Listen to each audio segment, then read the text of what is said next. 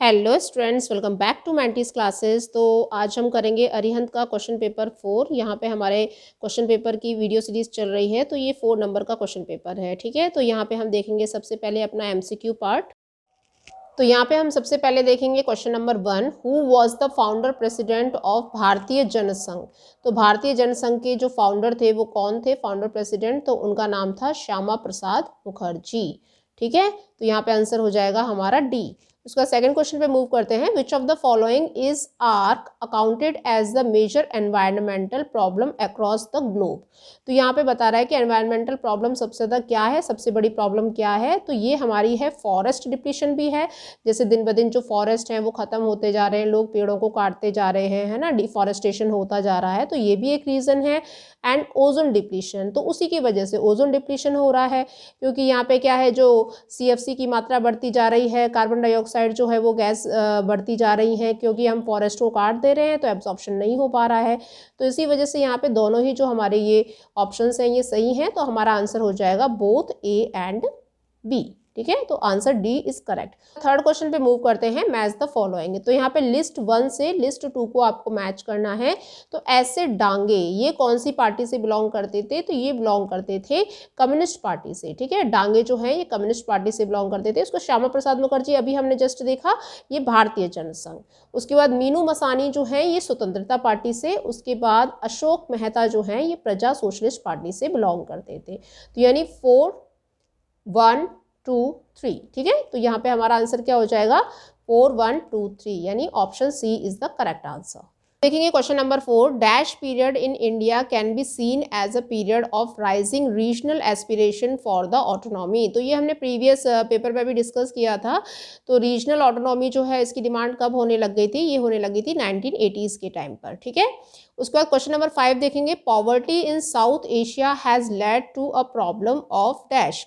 यानी जो south Asia के जो कंट्रीज़ हैं उसमें गरीबी फैलने का सबसे बड़ा कारण क्या है, यानी उनकी प्रॉब्लम क्या है, तो वो है स्टूडेंट्स माइग्रेशन। क्योंकि बहुत ज़्यादा जो यहाँ पे लोगों का माइग्रेशन होता है, तो उसकी वजह से वहाँ पे पॉपुलेशन इंक्रीज़ होती है और वहाँ के जो लोगों को एम्प्लॉयमेंट है उसमें कमी आती है, तो इसी वजह से पॉवर्टी यहाँ पे फैलती है। ठीक है, क्योंकि यहाँ पे जो मौसम है वो बहुत सूटेबल है, पता है एवरीथिंग यहाँ पे क्या है, एक तरीके से सूट करती है सभी लोगों को, तो लोग जो है यहाँ पे ज़्यादा माइग्रेट होना पसंद करते हैं। ठीक है, तो साउथ एशियन जो कंट्रीज़ हैं उनकी सबसे बड़ी प्रॉब्लम है माइग्रेशन, जैसे हमारा इंडिया। क्योंकि हमारे इंडिया में भी क्या है, जो अगल बगल के कंट्रीज़ हैं जैसे नेपाल है, बांग्लादेश है, भूटान है ना, ये बहुत इजीली मर्ज हो जाते हैं हमारे इंडिया के अंदर, और बहुत ज़्यादा पॉपुलेशन इन्होंने हमारे इंडिया में बढ़ा रखी है। ठीक है, उसके बाद नेक्स्ट क्वेश्चन पे मूव करेंगे, विच of the following country is not a part of Paris agreement. तो पेरिस एग्रीमेंट का पार्ट कौन सा कंट्री नहीं था, तो USA था, फ्रांस था एंड इंडिया था, लेकिन यमन नहीं था। ठीक है, तो यमन जो है ये साउथ सेंट्रल एशियन कंट्री का एक पार्ट है, तो ये नहीं था। उसके बाद 7th क्वेश्चन पे आते हैं, arrange the following is correct sequence. यहाँ पे आपको सीक्वेंस वाइज लगाना है, यानी सबसे पहले कौन सी चीज़ हुई फिर कौन सी हुई। तो यहाँ पे देखेंगे श्रीलंका गेन्स इंडिपेंडेंस, तो ये हुई थी सबसे पहले ही, हम यहाँ पे मार्क कर लेंगे 1948 का टाइम जो था, यहाँ पे इसको इंडिपेंडेंस मिली थी। ठीक है, यानी हमारे 1 साल बाद। उसके बाद नेक्स्ट आता है डेमोक्रेसी रिस्टोरेशन इन पाकिस्तान। तो पाकिस्तान में जो डेमोक्रेसी है ये कब रिस्टोर्ड हुई, ये हुई स्टूडेंट्स 1981 में। यहाँ पे क्या है, जो मिलिट्री रूल चलता था, तो एक तरीके से मार्शल लॉ था, तो वो मार्शल लॉ को ख़त्म करके यहाँ पे डेमोक्रेसी को रिस्टोर किया गया था। ठीक है, जिया उल हक के समय पे। उसके बाद नेक्स्ट है यहाँ पे proclamation of independence by leaders of Bangladesh. तो ये बांग्लादेश को आज़ाद कराने में हमारा सबसे बड़ा हाथ है इंदिरा गांधी के समय पर, तो यहाँ पे 1971 आ जाएगा। ओके, तो यहाँ पे इसको पूरी तरीके से आज़ादी मिल गई थी और ये अलग कंट्री बन गया था 1971 में, यानी ईस्ट पाकिस्तान जिसको बोलते थे, तो ये वेस्ट पाकिस्तान से एक तरीके से फ्री होके अपना अलग कंट्री बना लेता है। उसके बाद नेक्स्ट है Pakistan join the cold war military blocks SEATO and CENTO. तो पाकिस्तान ने कब ये दोनों ब्लॉक्स जो है इनको ज्वाइन किया था, तो ये ज्वाइन किया था 1954। ठीक, तो आप यहाँ पे अरेंज कर सकते हैं, सबसे पहले है 1948, फिर है 1954, यानी 1, 4, 3, 2। तो हमारा आंसर हो जाएगा 1432, यानी आंसर डी। उसका नेक्स्ट क्वेश्चन पे मूव करते हैं, question number 8, 2 founder member of ASEAN are. तो आसियान जब बना था तो इसके 5 फाउंडर मेंबर थे, लेकिन आपको इसमें 2 बताने हैं। ठीक है, तो ऑस्ट्रेलिया एंड चाइना ये तो पूरी तरीके से कट है, ये तो होगा ही नहीं ना। उसके बाद आता है नेक्स्ट इंडोनेशिया एंड मलेशिया, ये था। ठीक है। तो नेक्स्ट क्वेश्चन में मूव करते हैं, who is the author of book economy of permanence. तो इकोनॉमी ऑफ परमानेंस के ऑथर कौन है, तो ये है JC कुमारप्पा। ओके, तो यहाँ पे नेक्स्ट क्वेश्चन में मूव करते हैं। यहाँ पे कुछ डायरेक्शंस दे रखे हैं क्वेश्चन नंबर 10 एंड 11 के लिए। ये नॉर्मली ऐसे ही आएगा स्टूडेंट्स, आपके दो क्वेश्चन जो है असर्शन रीजनिंग के आएंगे, तो उनके जो ऑप्शन होंगे वो कॉमन होंगे, तो आपको यहाँ पे सेलेक्ट करना है। तो पहला क्वेश्चन देख लेते हैं हम 10th वाला। The BJP continue to consolidated its position in the election of 1991 and 1996, बिल्कुल सही है। और 1996 में ये पूरी तरीके से गवर्नमेंट बना लेती है अपनी, यानी अटल बिहारी वाजपेयी के नेतृत्व में, ठीक है। तो यहाँ पे हमारा जो है ये बिल्कुल सही है। उसके बाद इसका जो रीजन है ये क्या बोल रहा है, it emerged as the largest party in 1996, बिल्कुल सही बात है, ठीक है। And was invited to form the government, yes, ठीक है। तो यहाँ पे हमारा आंसर क्या हो जाएगा, both A and R are true and R is the correct explanation of E, यानी ऑप्शन ए जो है इसका करेक्ट आंसर हो जाएगा 10th वाले का। उसके बाद आते हैं 11th क्वेश्चन पे। The membership of the UN security council was expanded from 11 to 15 in 1965। ये यहाँ पे गलत है, क्योंकि जो परमानेंट मेंबर हैं वो कितने हैं 5, और जो नॉन परमानेंट मेंबर हैं वो कितने हैं 10, ठीक है। तो टोटल ही मेंबर यहाँ पे 15 है, 5 एंड 10, ठीक है। तो यहाँ पे इस तरीके से नहीं आएगा, 11 एंड 15 ये नहीं है, ये गलत आ जाएगा, पहला वाला ही आपका गलत हो गया। उसका जो इसका रीजन बोल रहा है, ये बोल रहा है number of permanent member of security council was changed, yes ये करेक्ट है। तो यहाँ पे हमारा आंसर हो जाएगा ए जो है ये फॉल्स है एंड आर जो है ये ट्रू है। तो A is false but R is true, यानी आंसर डी हो जाएगा हमारा 11th का। उसके बाद 12th पे आते हैं। Which of the following organs of the United Nation has been suspended since 1994। तो 1994 में यूनाइटेड नेशन का कौन सा जो ऑर्गन है उसको सस्पेंड कर दिया गया था। जैसे ऑर्गन्स क्या हैं, जैसे जनरल असेंबली है, सेक्रेटेरिएट है ना, ट्रस्टीशिप काउंसिल है, तो ये सारे इसके ऑर्गन्स हैं। तो इसमें से कौन से ऑर्गन को सस्पेंड कर दिया गया था, तो ये कर दिया गया था ट्रस्टीशिप काउंसिल। 1994 में इसको सस्पेंड कर दिया, क्योंकि इसकी कोई रिक्वायरमेंट नहीं थी। ये जो काम देख रहा था ना पीस एंड सिक्योरिटी वाला, तो वो तो UN वैसे ही कर रहा था, तो इसीलिए इसकी जरूरत नहीं लगी, तो इसको यहाँ से सस्पेंड कर दिया जाता है। ओके, नाउ मूव करेंगे सेक्शन बी पर। तो यहाँ पे पहला क्वेश्चन बोल रहा है, ये आपकी 2 मार्क्स के क्वेश्चंस हैं। तो 13th क्वेश्चन बोल रहा है कि what are the components of ASEAN vision 2020, यानी आसियान जो कंट्रीज हैं जिसमें 5 कंट्रीज थे, वैसे आज की डेट में 10 हो चुके हैं, तो उनका विजन क्या है 2020 तक। जैसे इनको क्या है, इनको ग्लोबल पॉलिटिक्स में मतलब जो है अपनी जगह बनानी है। दूसरा क्या है, इनके जिनके साथ भी कॉन्फ्लिक्ट चल रहे हैं, जो प्रॉब्लम चल रही हैं, तो उनको भी सही करना है। तो ये इसका विजन है। 14th क्वेश्चन देखेंगे, how did dominance of Congress party in the first 3 general elections help in establishing a democratic setup in India. तो यहाँ पे बोल रहा है कि ये जो कांग्रेस पार्टी है इसने फर्स्ट 3 जनरल इलेक्शंस में किस तरीके से अपना डोमिनेंस बना के रखा था। क्योंकि देखिए सबसे पुरानी और सबसे पहली जो पार्टी है ना वो कांग्रेस पार्टी ही है, इसलिए क्या है उस समय पे और कोई ऑप्शंस हुआ नहीं करते थे ज़्यादा। तो लोग जो हैं जितने भी अच्छे अच्छे जो लीडर्स हैं, अच्छे अच्छे जो पॉलिटिकल इन्फ्लुएंशियल लीडर्स जो रहे हैं, वो सारे कांग्रेस पार्टी में ही थे। तो इसीलिए क्या है उसका डोमिनेंस बहुत अच्छा खासा बना हुआ था। तो 3 जनरल इलेक्शंस में लगातार इंडिपेंडेंस के बाद लगातार जो है तीनों इलेक्शंस में ये अपना दबदबा बना के रखती है। क्योंकि यहाँ पे जो लीडर्स हैं हर तरीके के लीडर्स थे, रेडिकल थे, एक्सट्रीमिस्ट थे, मॉडरेट थे, हर तरीके के लीडर्स होने की वजह से ये पूरा एक ग्रुप था कांग्रेस पार्टी, ठीक है ना। तो 15th पे आते हैं हम कि why are coalition government form, explain. तो कोलिशन गवर्नमेंट का ट्रेंड क्यों चलने लगा। सबसे पहले कोलिशन गवर्नमेंट जो है वो 1977 के समय पे बनी थी। जो जनता पार्टी है वो कोलाइड करती है ना RLD वगैरह से, तो यहाँ से ट्रेंड शुरू हुआ था कोलिशन गवर्नमेंट का। उससे पहले भी स्टार्ट हो गया था, इंदिरा गांधी के समय पे भी कुछ देखने को मिलता है। लेकिन अगर सबसे बड़ी जो ग्रांड अलायंस अगर हमें देखने को मिलती है तो वो 1989 के समय पे मिलती है। क्योंकि यहाँ पे क्या कोलिशन गवर्नमेंट बनाई क्यों जाती है, जब कोई पार्टी जो है सिंगल मेजोरिटी से जीत नहीं पाती है, तो मेजोरिटी में ना होने की वजह से उसको क्या दूसरी पार्टीज का सहारा लेना पड़ता है। तो इसी वजह से यहाँ पे क्या है, ताकि उसकी जो पार्टी है वो खड़ी हो सके इलेक्शंस में और जीत हासिल कर सके, तो इस वजह से यहाँ पे कोलिशन किया जाता है। लेकिन ये टेम्पररी है, याद रखना, ठीक है। उसके बाद क्वेश्चन नंबर 16 पे आते हैं। Why did India not join either of the 2 camps during the cold war. India ने मतलब दोनों कैंप्स को क्यों नहीं ज्वाइन किया। यहाँ पे दोनों कैंप्स की बात करें तो एक होगा आपका US और दूसरा हो जाएगा आपका USSR, ठीक है। ये 2 ब्लॉक्स थे, तो इंडिया ने दोनों को ही क्यों नहीं ज्वाइन किया, क्योंकि यहाँ पे जो इंडिया है वो किसी भी मिलिट्री ब्लॉक्स के साथ नहीं मिलना चाहती थी। और दूसरा जो है इंडिया अपनी सॉवरेंटी को एक तरीके से कायम रखना चाहती थी, वो नहीं चाहती थी कि हम किसी भी इस तरीके के पचड़ों में पड़े, ठीक है। उसका 17th क्वेश्चन बोल रहा है कि state any 2 directive principles of state policy relating to the foreign affairs policy. तो फॉरेन अफेयर्स जो है ये आपका 51A आर्टिकल में आता है। तो 51A आर्टिकल में क्या है, हमें इंटरनेशनल पीस एंड सिक्योरिटी कायम रखनी है, और दूसरा जो है हमें एक तरीके से हम्बल रिलेशन रखने हैं, ऑनरेबल रिलेशन रखने हैं अदर कंट्रीज़ के साथ। तो ये यहाँ पे दे रखे हैं डायरेक्टर प्रिंसिपल के अंदर इंडिया की पॉलिसीज़, ठीक है। उसका नेक्स्ट क्वेश्चन है 18th वाला, इन योर ओपिनियन, यहाँ पे आपके कुछ ओपिनियंस आपको शेयर करने हैं। How far is India justified in choosing the policy of non alignment. तो यहाँ पे जो है आपको अपने ओपिनियन बताने हैं कि इंडिया ने नॉन अलाइनमेंट मूवमेंट जो है उसी को क्यों ज्वाइन किया, यानी हम शॉर्ट में बोले तो उसको नैम बोलते हैं, ठीक है। तो इंडिया ने इसी को क्यों ज्वाइन किया, क्योंकि देखिए अगर हम इससे क्या है ना कि हमारा एक अलग ग्रुप बन जाएगा, हम किसी के अदर ग्रुप्स के अंदर शामिल नहीं रहेंगे, जो भी उनकी प्रॉब्लम्स है वो हमारी प्रॉब्लम्स नहीं रहेंगी, ठीक है ना। तो इस वजह से क्या है, हम लोगों ने नैम को मतलब ज्वाइन किया, हमने नैम को फाउंड किया, एक्चुअली ज्वाइन नहीं किया, जवाहरलाल नेहरू ने ही नैम को बनाया था। उसके बाद यहाँ पे एफ्रो एशियन कंट्रीज जो हैं उनको हमने ज्वाइन किया था, इंडोनेशिया है, इजिप्ट वगैरह है, ये सारे कंट्रीज, ठीक है। तो और दूसरा क्या है, हम बैलेंस ऑफ पावर बनाना जानते हैं। अगर सपोज करो हम किसी एक वर्ल्ड के साथ जाते, यानी एक यूएस के साथ जाते तो यूएसएसआर बुरा मान जाता, और यूएसएसआर के साथ जाते तो यूएस बुरा मान जाता। तो इस वजह से क्या है हमारे लिए दिक्कत हो सकती थी। तो इसलिए क्या है, हमने बैलेंस ऑफ पावर बना के रखा, हम बोला कि भाई ना तो हम तुम्हारे साथ हैं ना तुम्हारे साथ है।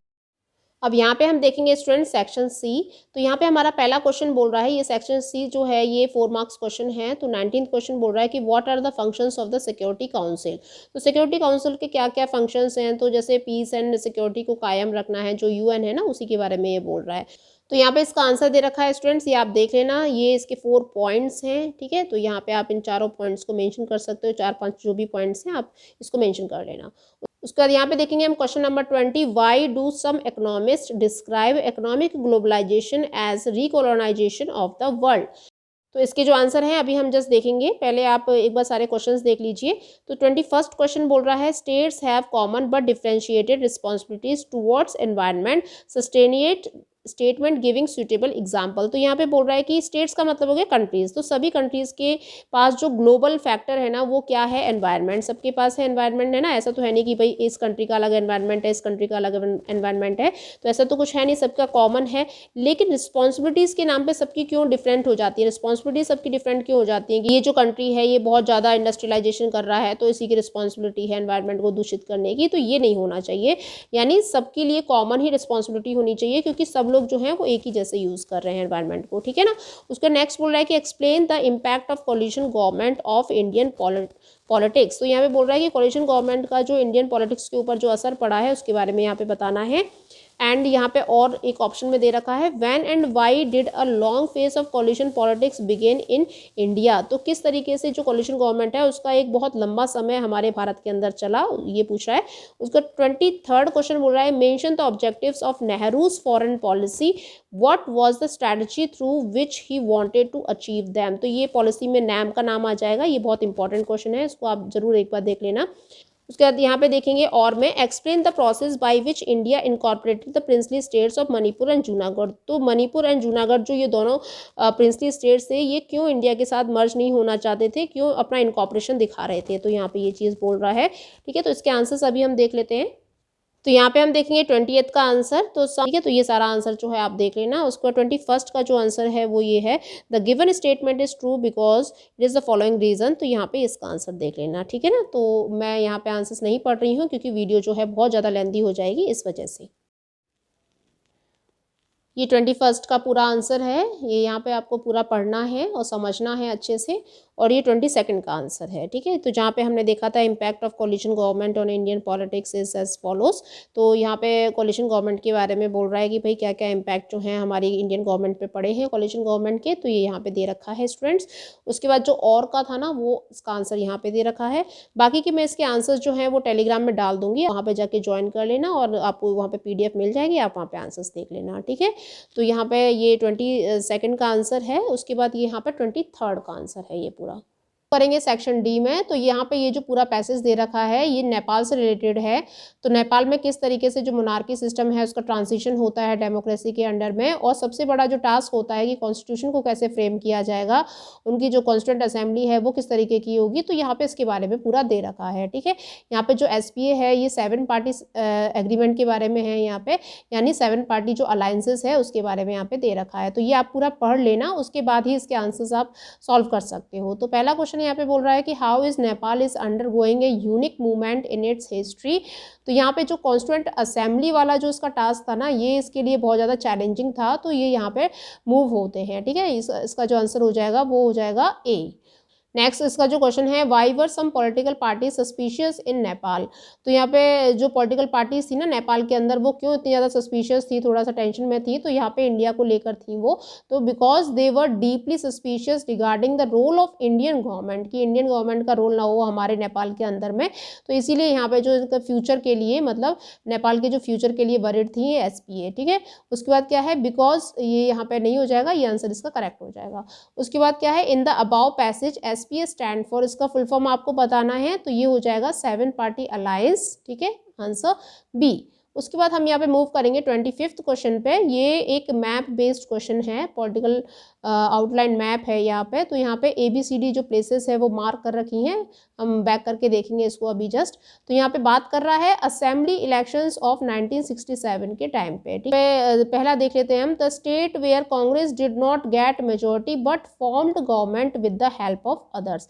यानी कांग्रेस को मेजोरिटी तो नहीं मिली थी, लेकिन हाँ उसने अपनी सरकार बना ली थी। तो ये कौन से स्टेट में हुआ था, ये हुआ था राजस्थान में। ठीक है, उसका नेक्स्ट है the mountainous state where Congress got majority. तो माउंटेनियस मतलब आपका हिली एरिया ही होगा, तो यानी जम्मू कश्मीर। तो यहाँ पे J&K कर लेना, जहाँ पे उसको मेजोरिटी मिली थी। ठीक है, थर्ड वाला है the southern state where the Congress got majority. तो साउथ में ऐसा कौन सा स्टेट था जहाँ पे कांग्रेस को मेजोरिटी मिली थी 1967 में, तो ये था आंध्र प्रदेश। और फोर्थ वन यहाँ पे बोल रहा है the north eastern state where Congress did not get the majority. यानी नॉर्थ ईस्ट में ऐसा कौन सा स्टेट था जहाँ पे उसको मेजोरिटी नहीं मिली थी, तो ये था अरुणाचल प्रदेश। ठीक है, तो इसको नेफा भी बोलते हैं, यानी एक तरीके से नॉर्थ ईस्टर्न फ्रंटायर ऐसे करके बोलते हैं इसको। ठीक है, तो यहाँ पे आंसर हो जाएगा इसका अरुणाचल प्रदेश। तो यहाँ पे आप इसको पूरा फिल कर देना। पहला जो होगा आपका राजस्थान होगा, है ना, दूसरा जो है आपका जम्मू कश्मीर हो जाएगा, और तीसरा जो है आपका आंध्र प्रदेश हो जाएगा, और चौथा जो है आपका ये हो जाएगा अरुणाचल प्रदेश। ठीक है, तो ये सारे स्टेट जो है यहाँ पे ABCD करके डाल देना। उसके बाद आता है next 26th question, observe the picture given below and answer the following question. तो यहाँ पे इस पिक्चर को आपको देखना है, इसको ऑब्जर्व करना है, समझना है, और ये पूछ रहा है कि इसमें से क्या क्वेश्चंस इसके निकले हैं। ठीक है, तो पहला है in which year the bipolar structure of the world politics ended. कौन से समय पे बाईपोलर जो स्ट्रक्चर है उसका एंड हो गया था। तो यहाँ पे सीधी सी बात बोल रहा है USSR का डिसइंटीग्रेशन कब हुआ, तो आप यहाँ पे डाल देना 1990s, 1991 भी डाल सकते हो। ठीक है, उसके बाद क्या है यहाँ पे नेक्स्ट क्वेश्चन बोल रहा है name two association of nation emerged in Europe and Asia. यानी ऐसे कौन से दो एसोसिएशन बने थे उस समय पे, तो ये बात कर रहा है यहाँ पे यूरोपियन यूनियन एंड आसियान की। उसका नेक्स्ट क्वेश्चन बोल रहा है what is indicated by the first picture. यानी यहाँ पे जो फर्स्ट पिक्चर बोल रहा है ना ये वाली, तो ये किससे रिलेटेड है, क्या इंडिकेट कर रहा है यहाँ पे। तो यहाँ पे ये इंडिकेट कर रहा है भाई चाइना की इकोनॉमी। तो चाइनीज़ जो इकोनॉमी है ये किस तरीके से पूरे वर्ल्ड में जो है जानी जाती है, और 2040 तक जो इसका विजन है कि भाई हम वर्ल्ड की सबसे बड़ी GDP बन के दिखाएंगे। तो इसका फंडा क्या है, मतलब इसके पीछे का कारण क्या है। तो जो इसने आइडियोलॉजी फॉलो की है ना वो तो सोशलिस्ट है, लेकिन जो इसने अपनी इकोनॉमी फॉलो की है ना वो कैपिटलिस्ट है। नेक्स्ट लास्ट सेक्शन पे मूव करते हैं, सेक्शन E। तो यहाँ पे 27th क्वेश्चन देखेंगे, define the process of nation building, discuss Nehru approach towards the nation building. तो ये यहाँ पे है नेशन बिल्डिंग से रिलेटेड जो है अप्रोच है आपको बतानी है नेहरू जी की। उसके बाद यहाँ पे और पे पूछ रहा है the accommodation of regional demands and the formation of linguistic states were also seen as a more democratic, justify the statement with any 3 suitable arguments. ठीक है, तो यहाँ पे जो क्वेश्चन हैं आप इसको एक बार देख लीजिए, उसकी प्रैक्टिस कीजिए आंसर राइटिंग की। उसका 28th क्वेश्चन देखेंगे, explain the internal division of the state of Jammu and Kashmir and describe how these led to multiple regional aspiration in the state. ये यहाँ पे क्वेश्चन है, इसका और भी दे रखा है कि what are the various positions on the issue of regional autonomy for the Kashmir, which of these do you think are justifiable, give reason for your answer. ठीक है, तो यहाँ पे आपको थोड़े व्यूज बताने। 29th क्वेश्चन देखेंगे, give example to show that most of the former Soviet republics were prone to conflicts and tensions. उसके बाद और भी दे रखा है, what was the Soviet system, assess any 4 features of the Soviet system. देखो Soviet system का question तो हर सैम्पल पेपर में बार बार जो है रिवाइज किया गया है, बार बार पूछा गया है। ठीक है, तो आप पक्का तैयार करके जाना है इसको। 30th क्वेश्चन देखेंगे, what do you mean by global poverty and what are the ways which can help in reducing disparity between the poor and the rich at the global level. तो ये आपका क्वेश्चन है। उसके बाद और में दे रखा है distinguish between the internal and the external notion of the traditional security. ये भी कई बार पूछा गया है, तो आप इसको भी तैयार कर लेना, ठीक है। इसके जो आंसर हैं आपको PDF में मिल जाएंगे। तो इसके साथ ही हम अपने वीडियो को एंड करते हैं स्टूडेंट्स, और मिलेंगे नेक्स्ट सैम्पल पेपर के पार्ट में, यानी पार्ट 5 में, ठीक है। तो तब तक के लिए अपना जो प्रैक्टिस है वो जारी रखिए, आंसर राइटिंग करते रहिए। मिलेंगे नेक्स्ट वीडियो में, तब तक के लिए थैंक यू।